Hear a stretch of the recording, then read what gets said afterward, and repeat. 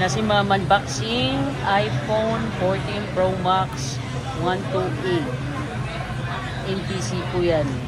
Non-activated. Yan. Si Sir nakasimangot na si Sir. Hindi ah. Pinaubos ang pera ko neto. Hindi ah. Wala ka bagay-bagay. Gusto niya eh. Upload mo sa page. Panoorin namin. Papanood pa ako. Makapanood pa yan, Ma'am. I-upload natin yan sa YouTube tsaka sa page namin. Uri. Oo, original po yan lahat, Sa Ma'am. box yun. Wala pong fake dyan. Walang adapter pala. Bibili na lang kayo siya ng adapter.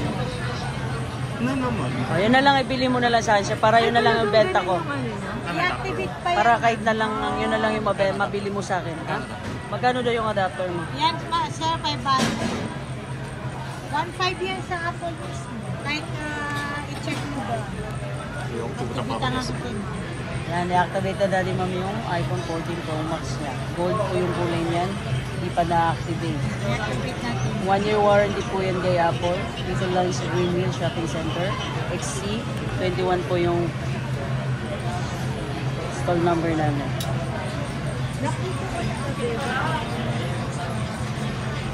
Dito na kayo, mura lang yung bigay ko. Bibili ulit si Sir daw. Wala kang indala ko. Promise.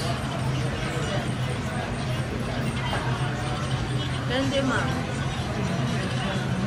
100 yan.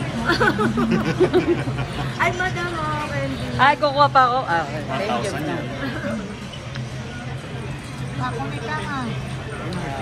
Sige, okay I-activate na. natin, ma'am, ha? Activate na natin. So, i-off ko na.